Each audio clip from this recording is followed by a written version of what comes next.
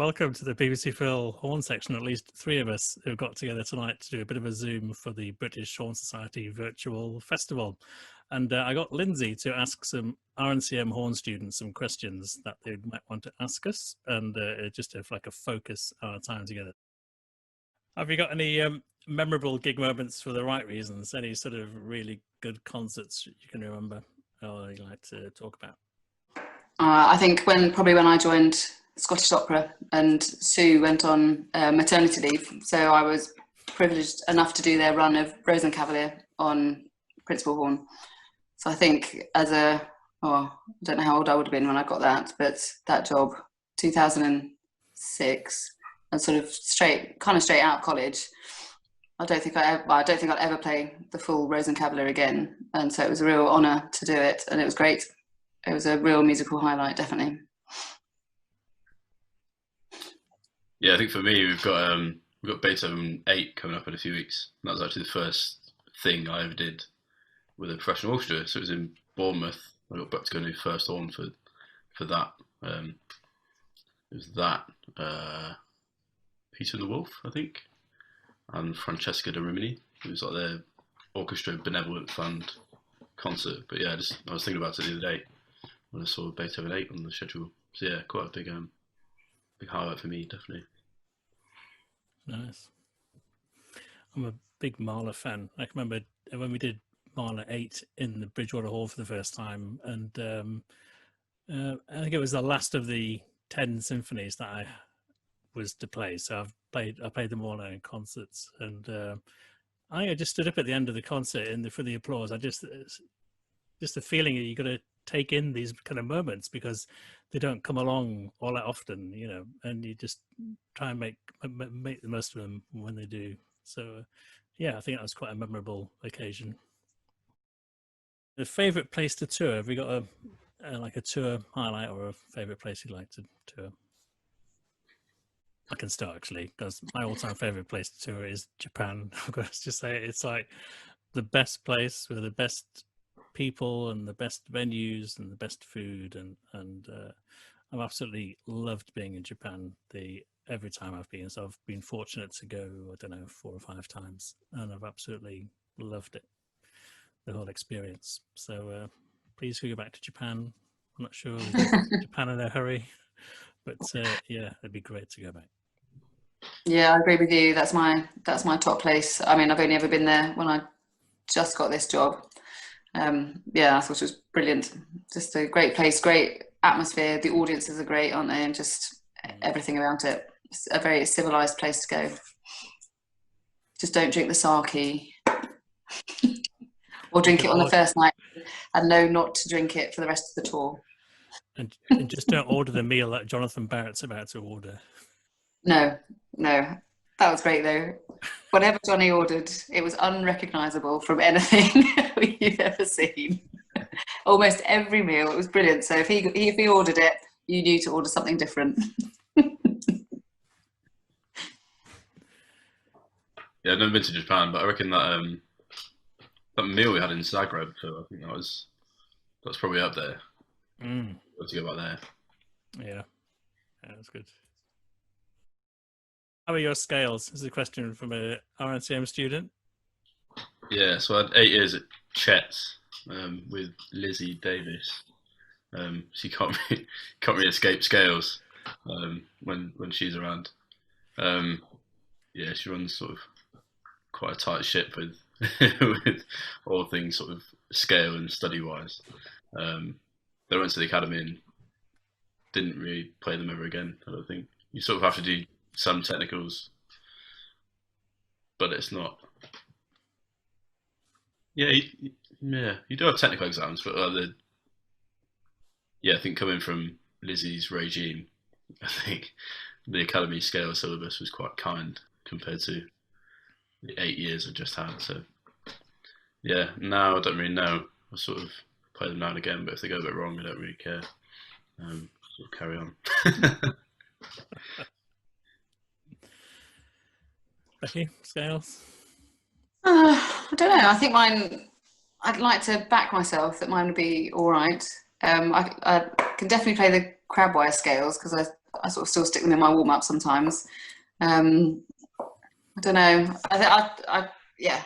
I'd back myself. They'll be all right, but I don't play them that often these days.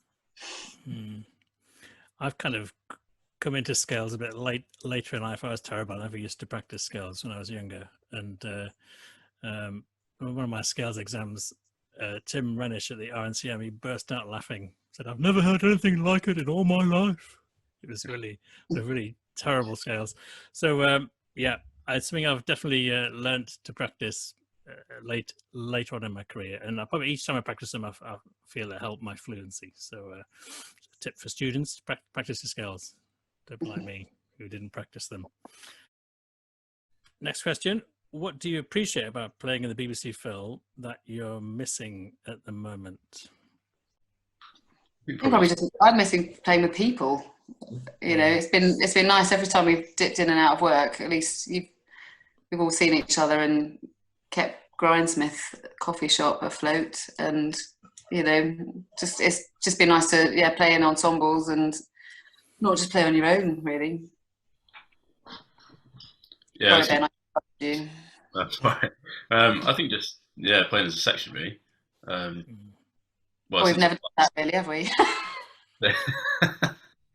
Well, since I started the job, we've not actually been in all together. I think we've got 4 of us in for a 5-6 minute piece with cello, but we didn't really have much to do. We had enough. Tom had a solo, didn't he? Yeah, Phil still got told off by the conductor, so you know we got there. But yeah, I think something with all 5 of us in would be nice. I think we'll be in a few weeks for that brass program, which should be good. Yeah, sure.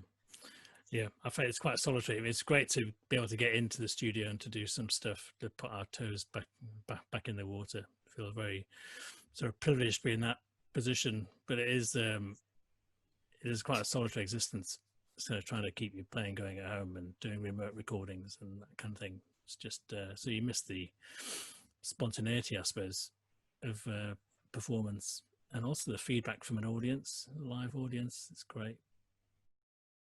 What's kept you going in lockdown? I mean, like anything kept you going, not necessarily home playing. I'm really, I don't know, 2 small children. I haven't stopped. So it's not quite been a holiday. I bought a bike though, if that counts. That's sort of that's been a good aim to sort of actually learn to ride a bike again, because you never forget.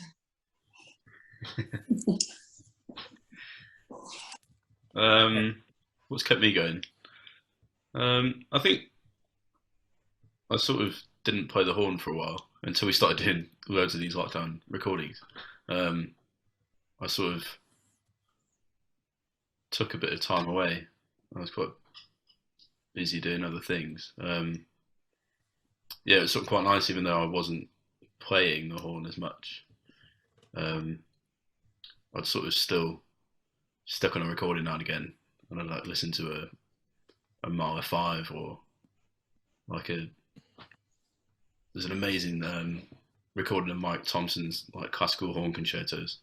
There's like Rossetti and all that sort of stuff. Just listening to something like that, and it sort of kept me in touch without actually being able to play or do much practice myself, which is quite nice. I think when I'm quite busy sort of playing, I don't listen to that much. It's sort of nice to have the time just to stick on some recordings, just have a listen. Yeah, I've heard a couple of things on the radio that have really caught my attention. It's not stuff that I would normally have listened to, but it just gives you a flavour of what making music is like and what we've been missing really in the lockdown period. I've been baking bread, been making cinnamon rolls for Becky.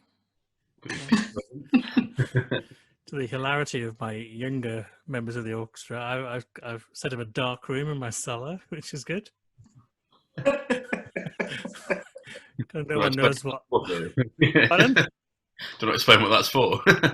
Well, it's for developing my own kind of black and white photos. So I've quite enjoyed doing that. And Just because you're too young, Ben, to know what a dark room is. dark room, yes.